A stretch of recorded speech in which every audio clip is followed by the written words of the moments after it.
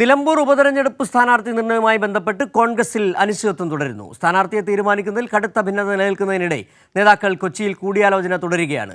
സ്ഥാനാർത്ഥി എന്ന് പ്രഖ്യാപിക്കുമെന്നായിരുന്നു KPCC president Sunny Joseph നേരത്തെ വ്യക്തമാക്കിയിരുന്നു. വിവരങ്ങളുമായി ഇപ്പോൾ ഉമേഷ് ചേരുകയാണ് കൊച്ചിയിൽ നിന്ന്. ഉമേഷ്, രാവിലെ തന്നെ അൻവറിന്റെ പ്രതികരണം നിലമ്പൂരിൽ നിന്ന് വന്നിട്ടുണ്ടായിരുന്നു.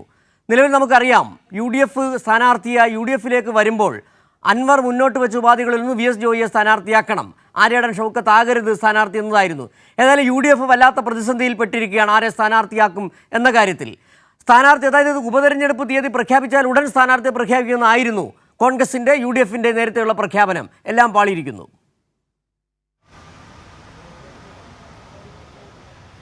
അതെ സിജു, 24 മണിക്കൂറിനകം UDFിൻ്റെ സ്ഥാനാർത്ഥിയെ പ്രഖ്യാപിക്കും എന്നായിരുന്നു പ്രതിപക്ഷ നേതാവടക്കം പറഞ്ഞിരുന്നത്. പക്ഷേ വലിയ അനിശ്ചിതത്വം അക്കാര്യത്തിൽ ഇപ്പോഴും തുടരുകയാണ്. VS ജോയിയെ ആക്കണോ അതോ ആര്യാടൻ ഷൗക്കത്ത് വേണോ എന്നുള്ള കാര്യത്തിൽ ഇപ്പോഴും ഒരു ഏകാഭിപ്രായത്തിലെത്താൻ പാർട്ടിക്ക് കഴിഞ്ഞിട്ടില്ല എന്നുള്ളത് തന്നെയാണ് വാസ്തവം.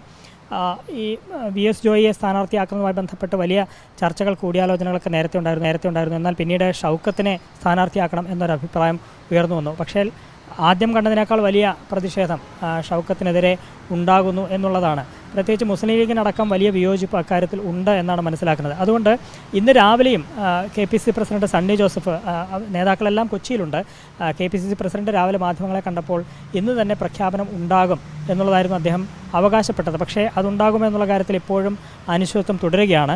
എല്ലാ നേതാക്കളും നിലവിൽ കൊച്ചിയിലുണ്ട്. KPCC പ്രസിഡന്റ് സണ്ണി ജോസഫും പ്രതിപക്ഷ നേതാവ് VD സതീശനും UDF കൺവീനർ അടൂർ പ്രകാശ് അടക്കം വർക്കിംഗ് പ്രസിഡന്റുമാർ ഉൾപ്പെടെ നിലവിൽ കൊച്ചിയിൽ വിവിധ പരിപാടികളിലൊക്കെയായി പങ്കെടുക്കുന്നുണ്ട്. ഇതിനിടയിലാണ് ഈ അനിശ്ചിതത്വം നിലനിൽക്കുന്നത്. അതുകൊണ്ട് അവരെല്ലാവരും ഏതോ കേന്ദ്രത്തിലിരുന്ന് രഹസ്യമായി കൂടിയാലോചനകൾ നടത്തുന്നുണ്ട് എന്നുള്ളതാണ് ഈ ഘട്ടത്തിൽ മനസ്സിലാക്കുന്നത്. ഞാൻ നിൽക്കുന്നത് എറണാകുളം ഗസ്റ്റ് ഹൗസിലാണ്. ഇവിടെ നേതാക്കളാരും എത്തിത്തുടങ്ങിയിട്ടില്ല. രാവിലെ ഇവിടെ നിന്നാണ് നേതാക്കളെല്ലാവരും പുറത്തേക്ക് പോയത്.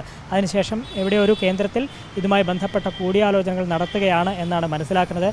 ഇതുവരെയും മാധ്യമങ്ങളെ അഭിമുഖീകരിക്കാൻ നേതാക്കളാരും തയ്യാറായിട്ടില്ല.